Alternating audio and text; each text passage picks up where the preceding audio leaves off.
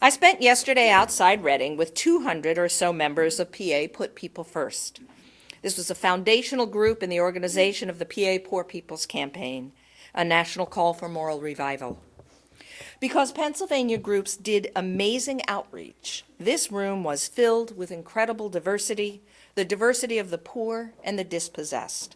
And they were organized and ready to change the world.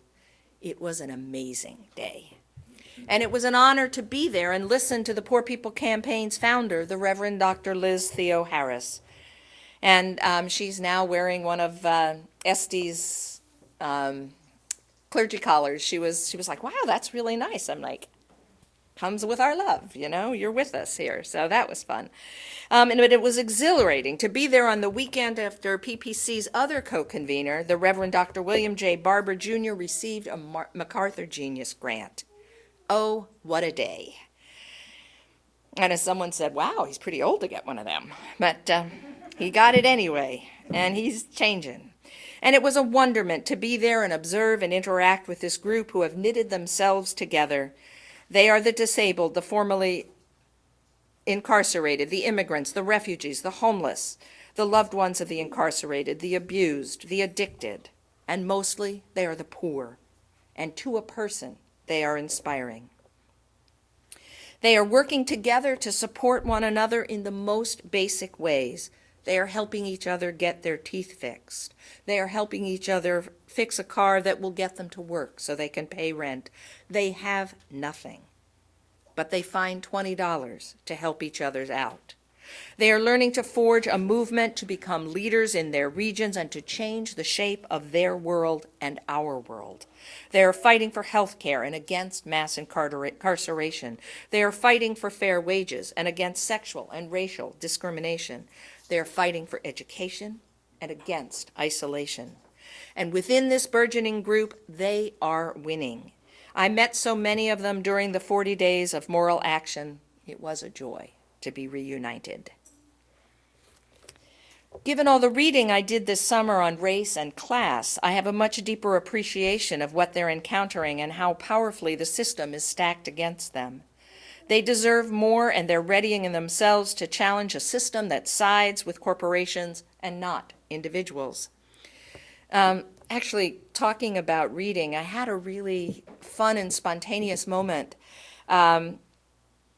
I went out the other night. My house is still what it is, and so food is not easy in the house at the moment. So I went out to have Chinese food, and I walked in, and right here was all sorts of announcements going on about the Kavanaugh hearings, and I saw in front of me a black woman, and a little younger than I am, but sitting with this horrified look on her face, watching this alone. And I walked up to her and I said, yeah, you need to not watch this. You really need to not watch this. I said, when I sit down, I'm going to sit down with my back to this because we need to not see anymore. So we talked a little bit, stood there and talked, and I eventually looked at her and I said, well, do you mind if I sit down with you? And she said, would you sit down with me? That would be great. So we started talking. She's the mom of a basketball player, and it turns out that she was up to pick her kid up after a game, so for a break, and they were going back to Radford, Virginia, which is where she teaches, and her husband is the basketball coach. And she is a psychologist who teaches diversity, class, all of these things. So we had a fascinating conversation, and we have since exchanged reading lists. So watch out. I have more. But it was great. It was great to meet somebody. So, and she felt, she's like, it's great to know that my kid's okay here. There are people here. So I have to continually check to ensure that my education and upbringing aren't standing in the way of my being an ally.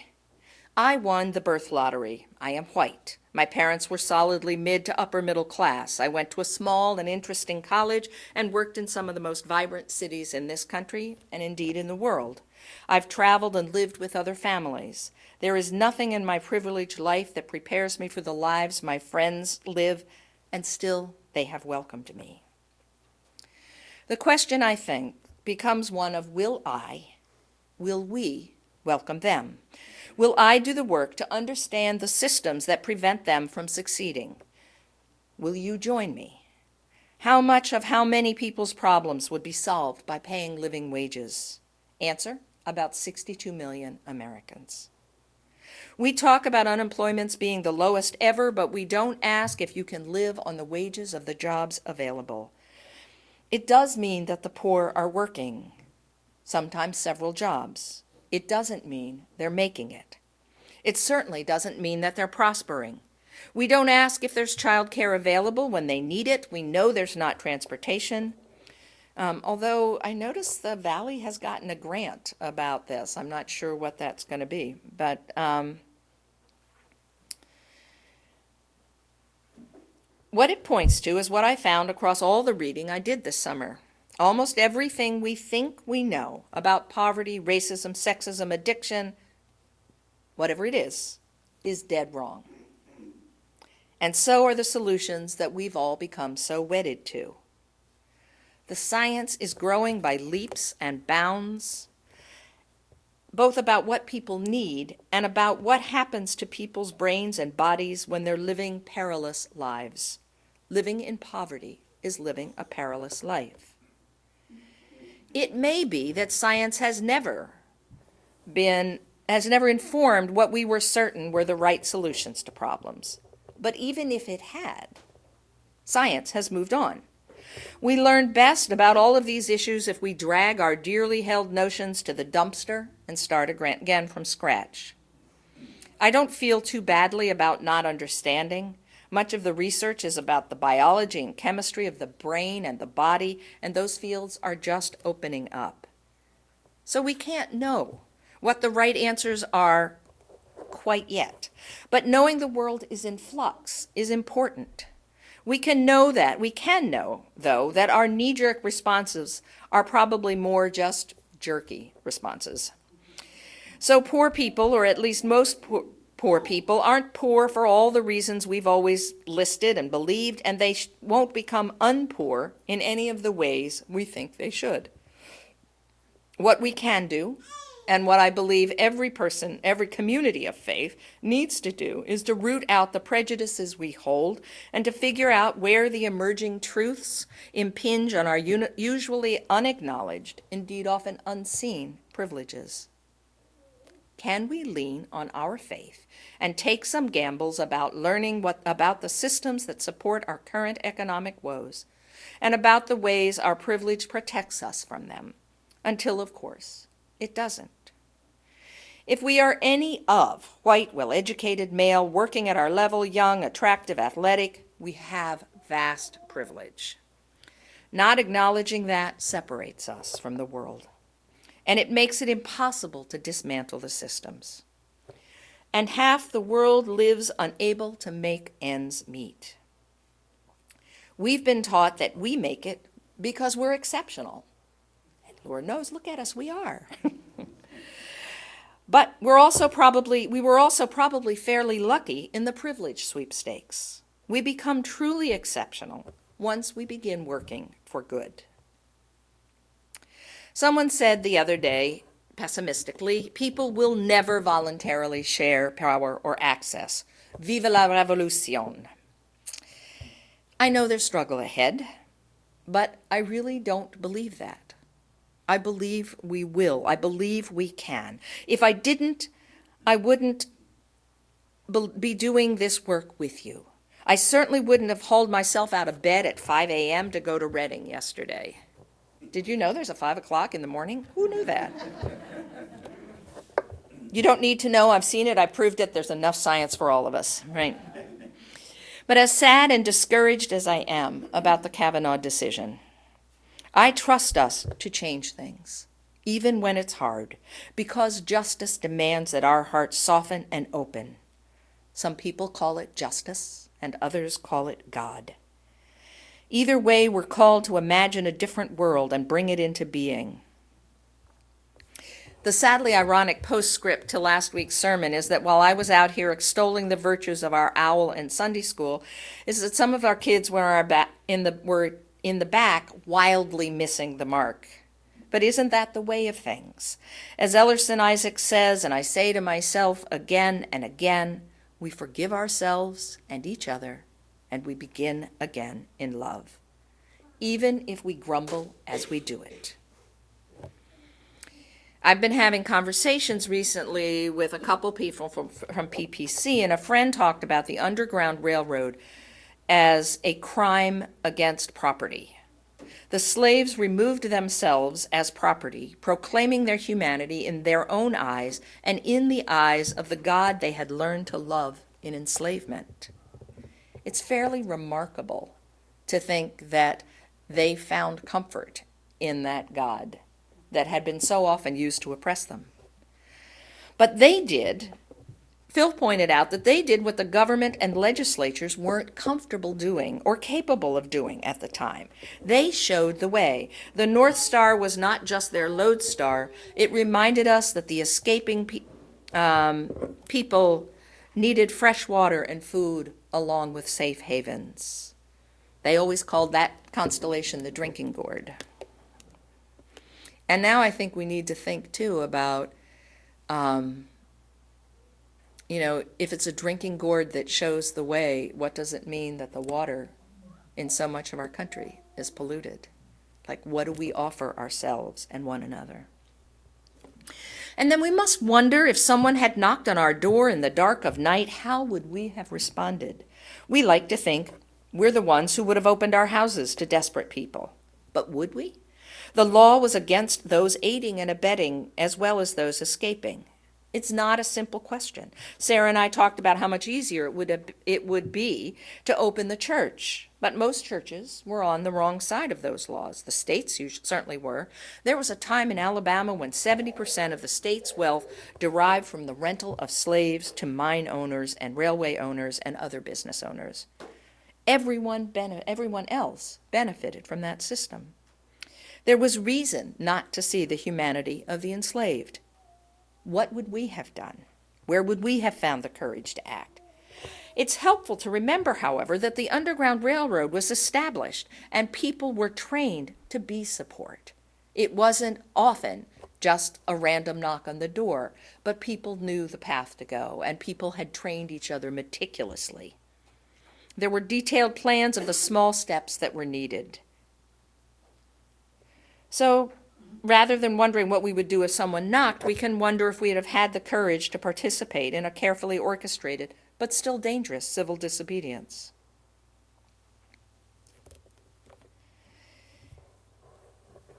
I twice visited this summer, I twice visited the museum in Montgomery dedicated to slavery, reconstruction, and mass incarceration, and a monument dedicated to those who have been lynched.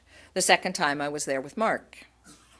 We've heard these stories, but until you see and really recognize the full volume of them, you really don't take it in. You're like, oh yeah, there were lynchings.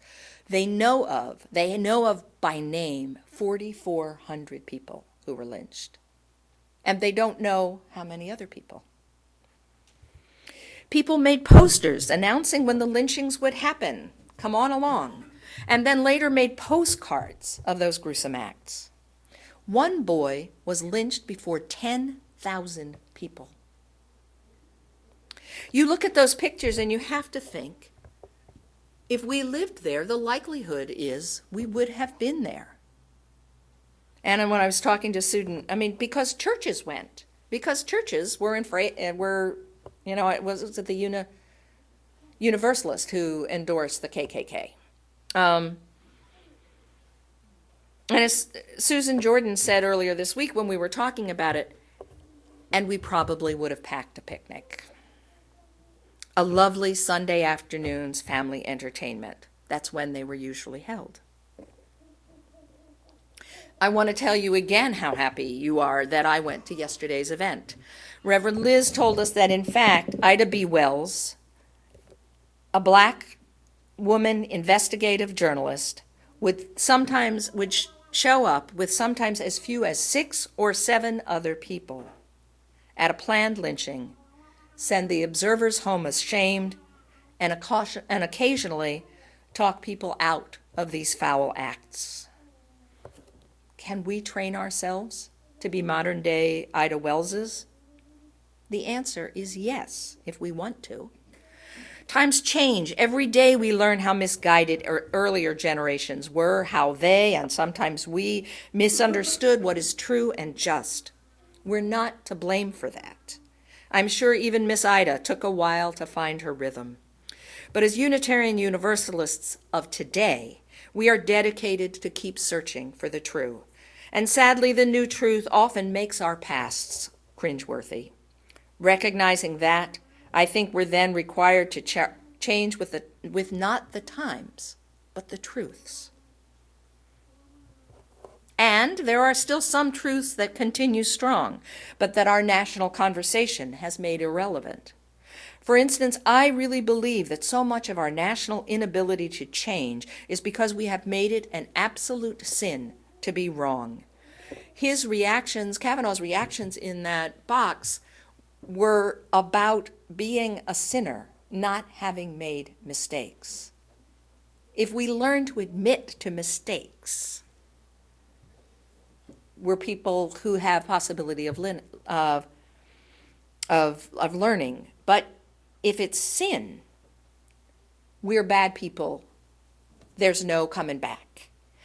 And I think that what we saw, sin is also only for individuals, as opposed to sins of the institutions. I think we saw that in these last few weeks.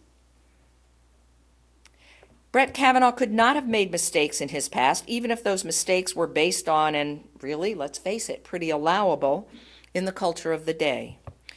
He would have been a sinner. That couldn't be. What women wanted was not for him to be sent to hell, but rather not to carry his antiquated ideas forward. We lost the Kavanaugh battle, and it's a bitter but not unforeseen defeat. I live in hope and dedication that this particular war will be won, even at this great price. The understanding of what is true about good old boys and alcohol will change. If we can't face being wrong, how will we learn from our mistakes and make breakthroughs? What will happen to science if being wrong is a failure rather than a simple ruling out of a particular possibility? Our country's medical and technical advances will stall, and other countries will rise. And we're seeing that happen. But in morals, as in science, we must seek to find the courage to step up and maybe step aside from our present convictions and connections. This is not work we do alone. We will learn about it and taste the bitterness, for only then can we taste the sweetness of understanding and know the difference. We aren't responsible for many of the things that happen, but we are responsible to the people who have been so wounded by those things. So we start to look for hands to hold as we take baby steps forward. It's important to remember that no one learns to walk alone. Let's look at a community success from this past week. We have so many people involved in the moms group. For the past 2 years, they have steadfastly, incrementally, and systematically lobbied, protested, tabled, and generally made themselves available, and probably, according to the legislature, somewhat annoying. This week, their bill was passed.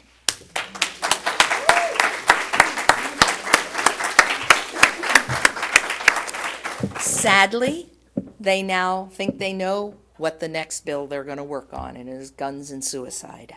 Or that's what I heard last week. Who knows? But 17 members of this community helped make that possible. They changed the course of life for who knows how many people. They learned who they were in the course of this and what they believed, and then they learned how to convince people of the justice of their cause. I got to hear a similar story at a meeting yesterday about how even more unlikely people went to the governor's office and successfully lobbied for the important next meeting in changing health care. We have to keep our eyes open for these changes so that we can be encouraged. Change isn't easy, but that's no reason not to work at it. There's so many places to put our very good energy. What if we learned being poor isn't a sin, systematic poverty is the sin. Being sick is not a sin, a lack of access to health care is a sin. Being homeless is not a sin. The fact that we have many more buildings lying vacant than we have homeless people, let alone families, is a sin. Being a person of color isn't a sin. Racism is a sin. Being born with privilege is not a sin, but refusing to recognize that and acting to offer access to our power and privilege is. I believe the way forward is long and hard. But I take such heart in knowing that we can learn the things we need to learn, just as the moms learn to lobby the legislature. I take heart in the company we keep. Together we can dream dreams, both great and small. Together we can make them come true. It's a much better option than being stuck in wallowing about the state of our nation, don't you think? Yes, there may be uncomfortable moments as we confront the ways in which we have been complicit in these huge systems of evil, but we are only human, and we are not in this by ourselves. But think of the joy of bonding together, becoming the change that's needed. Remember the joy of the former slaver as he sang, "I was blind, but now I see." We cannot give in to despair. We are too badly needed. Or we can, it's appropriate. Eat that Snickers bar, sit in the dark room, think about how lousy it all feels, and get up and go back to work. As they say at the end of PPC's rallies, forward together, not one step back. Blessed be.